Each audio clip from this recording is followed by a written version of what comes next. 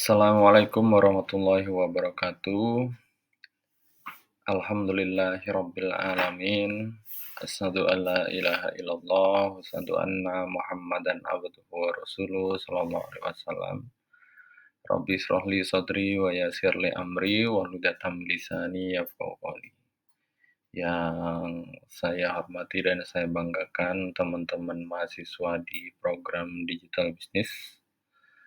Mudah-mudahan kita semua pada pagi hari ini selalu dalam kondisi sehat, diberikan kelancaran, keberkahan, kebarokahan dalam segala aktivitasnya. Mengawali aktivitas kita pasca ujian tengah semester, ada beberapa kajian yang sebenarnya bisa kita diskusikan dan bisa kita kembangkan secara bersama-sama. Nah, di antaranya pada hari ini kita akan membahas tentang etika dan regulasi penggunaan kecerdasan buatan. Dalam konteksnya adalah perspektif digital bisnis. Nah, kajian ini diambil kurang lebih 2 atau 3 hari ke belakang berkaitan dengan ethics dan regulation, ya. Nah, tapi konteksnya pada hari ini kita akan melihatnya dalam segi perspektif digital business. Oke, next slide. Menjadi topik yang semakin penting ya, seiring dengan perkembangan teknologi bahwa etika dan regulasi perkembangan artificial intelligence ini memiliki potensi yang luar biasa besar, teman-teman mahasiswa. Kenapa dikatakan luar biasa besar? Karena kita melihatnya dari revolusi berbagai industri pada saat ini. Industri-industri pada saat ini sudah banyak sekali menggunakan artificial intelligence. Mau tidak mau, suka tidak suka, mereka harus menggunakan artificial intelligence. Apa tujuannya untuk menggunakan artificial intelligence ini adalah untuk menambah jumlah produksi, teman-teman sekalian. Kemudian memangkas jumlah anggaran yang biasanya digunakan untuk hal-hal yang sifatnya dilakukan secara berulang-ulang. Ya. Tapi dalam penerapan artificial intelligence ini tidak semudah yang kita bayangkan, teman-teman semua. Tidak semudah apa yang ada di dalam knowledge kita. Bahwa ada artificial intelligence, kita langsung gunakan. Nah, itu tidak semudah itu. Ternyata artificial intelligence ini juga menimbulkan tantangan yang signifikan. Tapi tantangan ini juga tidak boleh kita respon dengan terlalu keras gitu ya, atau dengan negatif. Tapi perlu harus kita respon dengan bijaksana. Lalu apa salah satu tantangan utama dalam mengatasi perkembangan artificial intelligence ini? Gitu ya. Nah, kita coba lihat slide berikutnya. Salah satu tantangan utama dalam mengatasi ya biasnya algoritma yang dapat mempengaruhi keputusan yang diambil oleh sistem AI.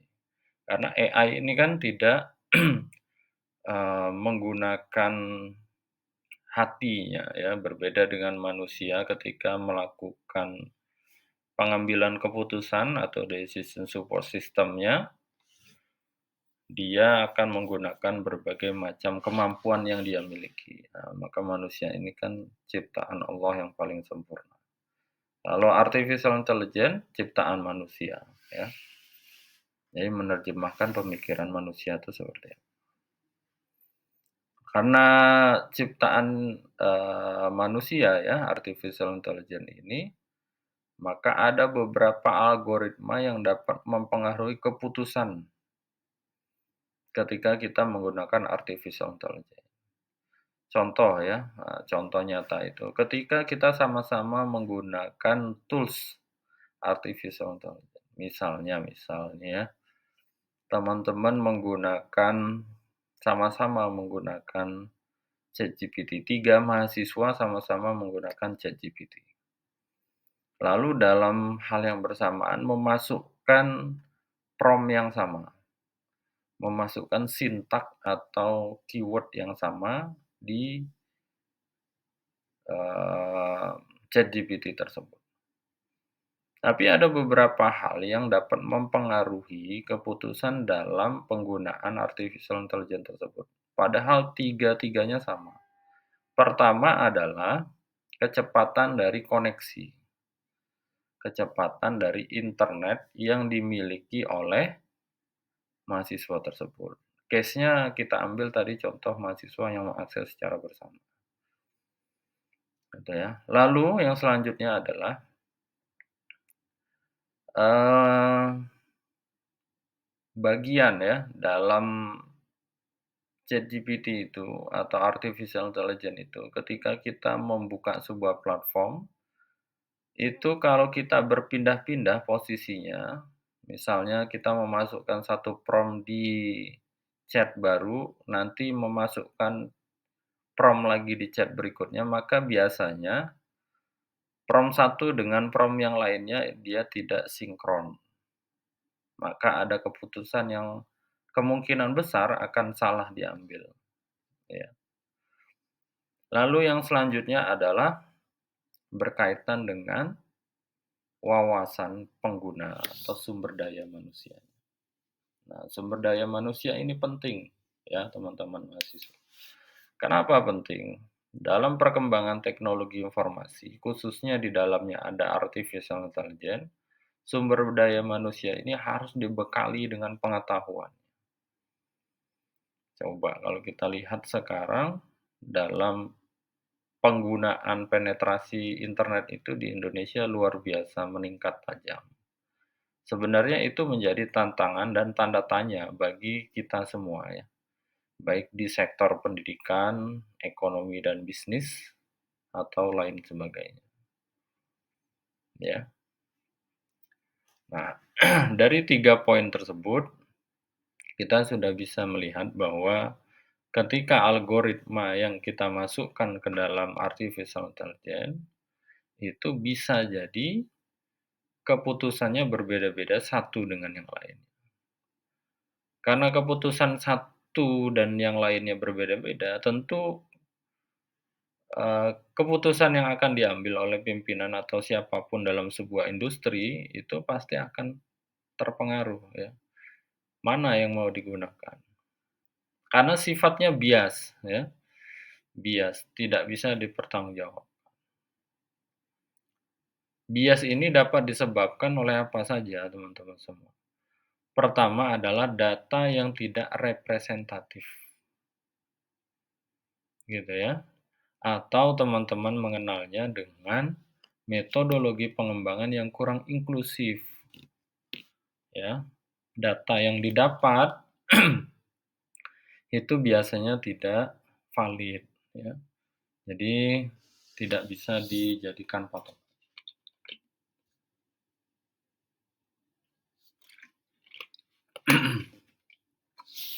Nah, dari data yang tidak representatif itu atau metodologi yang digunakan itu kemungkinan akan salah ya. Oleh karena itu, teman-teman mahasiswa, penting bagi kita ya, bagi kita semua, pengembangan atau pengembang artificial intelligence ini untuk memastikan bahwa data yang digunakan itu harus beragam dan mencerminkan populasi yang lebih luas. Tidak boleh spesifik terhadap satu kajian saja. Tapi sekarang mahasiswa itu jauh lebih pintar ya, jauh lebih lihai daripada penggunaan artificial intelligence. Jadi ketika artificial intelligence itu memunculkan sebuah jawaban dari pertanyaan yang diajukan, maka mahasiswa tersebut akan mengkepoinya, mengkepoinya. Apa sebenarnya yang dimaksud oleh artificial intelligence ini? Saya belum paham, maka dia akan terus mencarinya. Maka dalam segi sisi, apa namanya, metodologi ini sudah bagus ya, karena mencerminkan populasi yang lebih luas, tidak spesifik pada kajian itu saja. Namun dalam perkembangannya teman-teman mahasiswa, ada beberapa hal yang perlu dilindungi ya. Apa saja yang perlu dilindungi? Kita lihat slide berikutnya. Nah, perlindungan privasi dan keamanan data menjadi perhatian utama pada saat ini, teman-teman semua.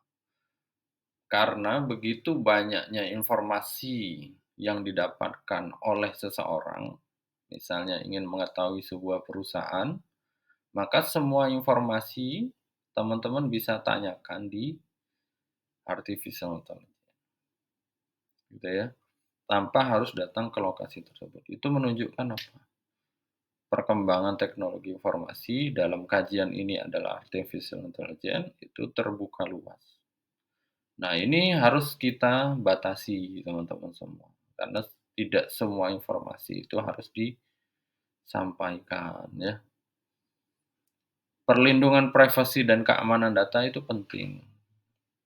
Ya, contoh kita mempublikasikan nomor telepon, nomor rumah gitu ya di apa namanya, platform digital atau lain sebagainya. Ini pasti akan mengusik ya, akan mengusik. Contoh di sebuah industri juga pasti unsur pimpinannya juga tidak melakukan publikasi secara luas ya, berkaitan dengan informasi pribadinya. Tapi kalau informasi dalam sebuah perusahaan yang kaitannya untuk menunjang kemajuan perusahaan tentu tidak ada masalah. Nah, apa contohnya yang bisa untuk menunjang dalam perusahaan tersebut bisa berkembang? Misalnya pihak internal atau karyawan atau rekan sejawat dalam sebuah corporate atau industri tersebut berusaha untuk melakukan transparansi tentang bagaimana data pelanggan dikumpulkan, gitu ya. Setelah data itu dikumpulkan, digunakan untuk apa data tersebut? Apakah hanya sebagai database saja atau lain sebagainya, ya. Ataukah disimpan saja sebagai koleksi atau yang Bapak sampaikan tadi sebagai database perusahaan saja atau seperti apa? Karena semua data-data tersebut harus mengacu pada sebuah kebijakan yang kuat ya dan kepatuhan terhadap regulasi perlindungan data. Maka di judul awal Bapak tadi ada regulasi dan kebijakan ya, regulasi dan kebijakan. Sehingga ketika data yang sudah dikumpulkan, digunakan dan disimpan itu orang akan trust kepada kita ya, akan trust. Menaruh kepercayaan kepada kita berkaitan dengan data yang kita import. Gitu ya. Dalam penggunaan artificial intelligence itu, Pak, apakah perlu ada etika dalam penggunaannya atau seperti apa? Tentu ya, teman-teman sekalian. Mari kita lihat slide berikutnya. Etika dalam penggunaan artificial intelligence ini juga mencakup tanggung jawab untuk memastikan bahwa teknologi ini digunakan untuk kebaikan masyarakat. Gitu ya. Nah, dalam penggunaan artificial intelligence ini juga tidak bisa ugal-ugalan. Pasti ada etik di dalamnya. Dalam etik itu pasti ada sebuah rasa tanggung jawab yang dimiliki oleh pengguna itu sendiri. Gitu ya. Jadi tidak semua artificial intelligence itu bisa digunakan oleh teman-teman mahasiswa. Mungkin informasi yang didapatkan banyak ya, tapi tidak semuanya harus diolah atau dicerna oleh, eee, pengguna atau yang mencari informasi tersebut. Karena artificial intelligence ini tidak hanya menguntungkan secara komersil, tetapi juga mendukung kesejahteraan sosial, ya, dan mencegah penyalahgunaan yang dapat merugikan. Siapa yang dirugikan? Orang yang diulik-ulik informasinya, atau industri yang diulik-ulik informasinya. Tapi kalau diulik-ulik informasinya berkaitan dengan kemajuan perusahaannya, gitu ya, untuk kemajuan perusahaannya tidak ada masalah. Ya, digital business open banget dalam hal seperti itu. Oke. Namun untuk menetapkan ya, kerangka kerja regulasi ini perlu sesuatu yang jelas, gitu ya. Next slide. Perlu sesuatu yang jelas dan komprehensif, teman-teman mahasiswa. Jadi perusahaan dapat memastikan bahwa penggunaan artificial intelligence ini tidak hanya efisien dan inovatif. Jadi tidak hanya efisien dan inovatif, tidak cukup di dua itu saja. Karena kebanyakan kita dalam mengembangkan sebuah perusahaan atau apapun itu bentuknya, terkadang hanya bisa membuat saja, ya, tetapi lupa akan keadilan dan keberlanjutan dalam penggunaannya, ya. Kudu adil, ya. Kemudian harus memiliki keberlanjutan yang jelas. Lalu dalam penggunaannya, artificial intelligence ini juga tidak mampu berjalan secara mandiri, teman-teman mahasiswa. Jadi dia juga harus berkolaborasi dengan yang lainnya. Bentuk kolaborasinya seperti apa? Atau kepada siapa artificial intelligence ini berkolaborasi? Bisa kepada pemerintah, industri, dan masyarakat sipil. Tujuannya untuk apa? Diperlukan untuk menciptakan standar etis yang melindungi hak-hak individu dan mempromosikan penerapan artificial intelligence yang bertanggung jawab. Nah, tadi sudah Bapak sampaikan ya di atas tadi, privacy dalam penggunaan artificial intelligence itu diatur ya, namanya ada etik. Tapi kalau kita ingin mengakses informasi saja, tidak ada masalah ya. Kalau untuk kemajuan sebuah perusahaan tersebut atau industri tersebut, tidak ada masalah.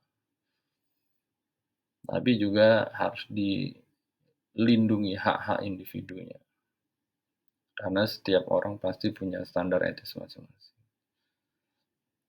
Gitu ya. Banyak perusahaan digital nih pada saat ini mengintegrasikan artificial intelligence dalam operasional mereka.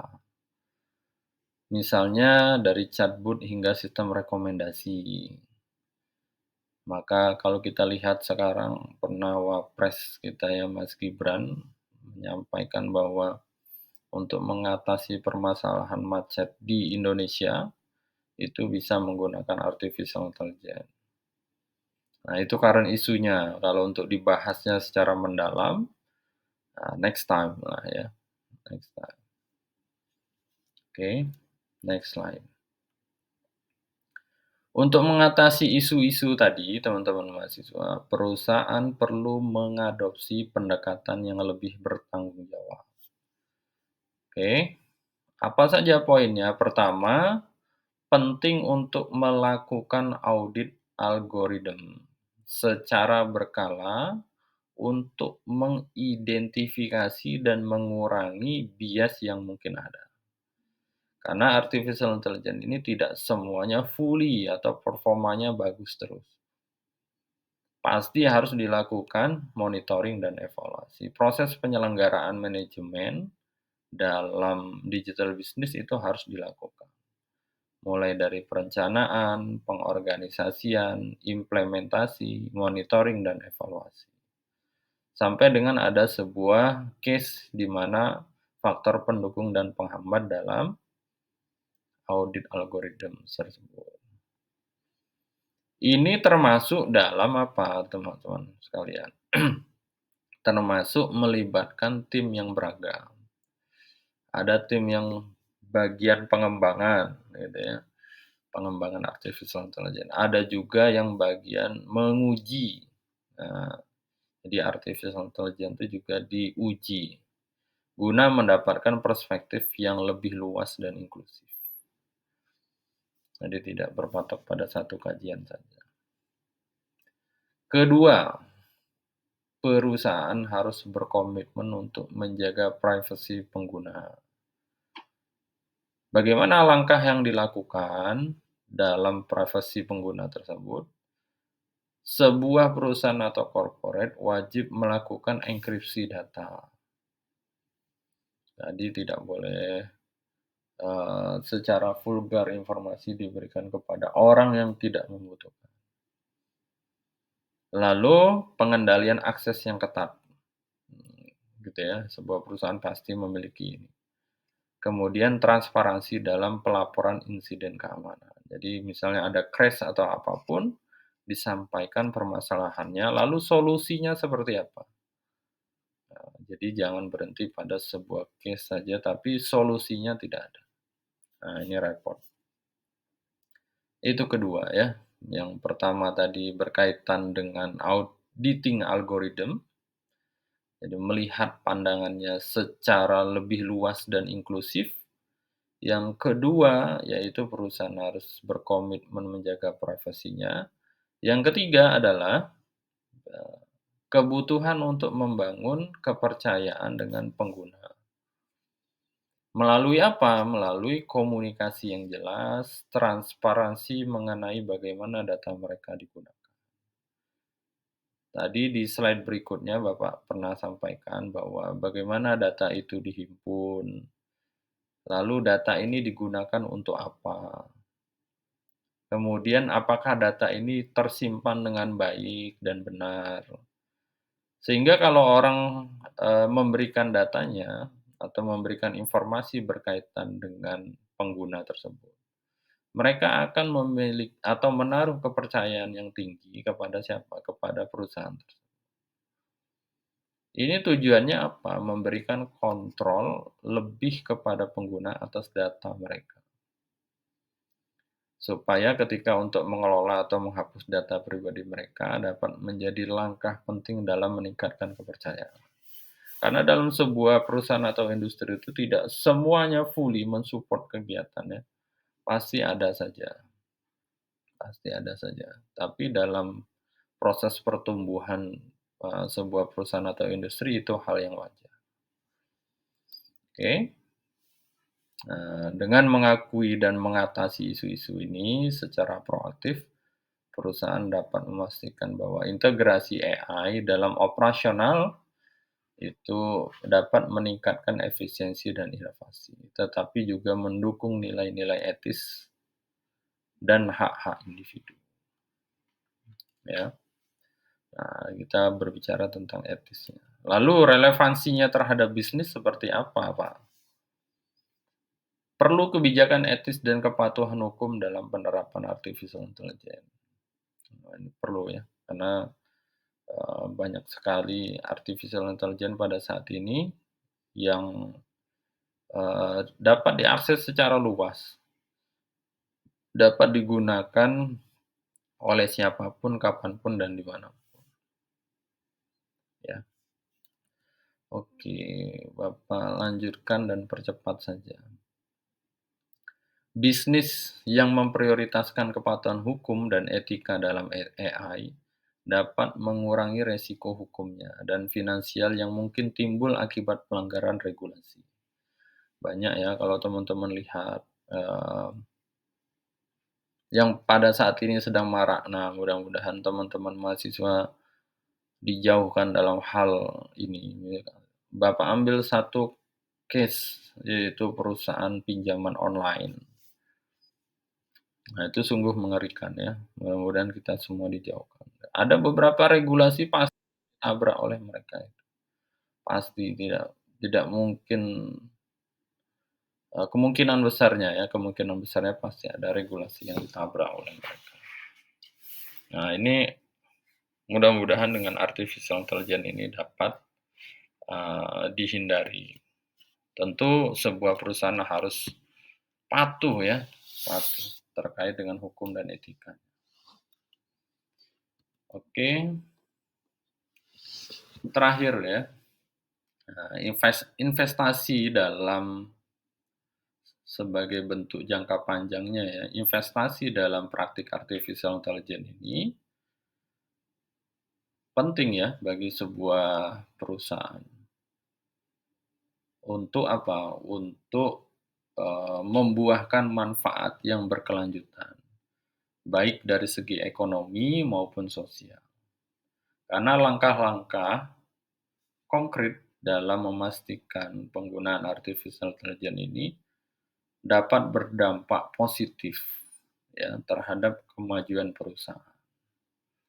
Yang ujungnya atau di end-nya adalah akan menguntungkan seluruh pemangku kepentingan, baik itu di perusahaannya atau teman-teman yang ada di sebuah perusahaan tersebut. Baik, teman-teman semua, Bapak kira itu yang bisa Bapak sampaikan berkaitan dengan kajian kita pada hari ini. Mudah-mudahan sharing session kita pada pertemuan ini dapat bermanfaat. Kita lanjutkan sesi diskusi kita di Google Classroom. Selamat pagi. Assalamualaikum warahmatullahi wabarakatuh.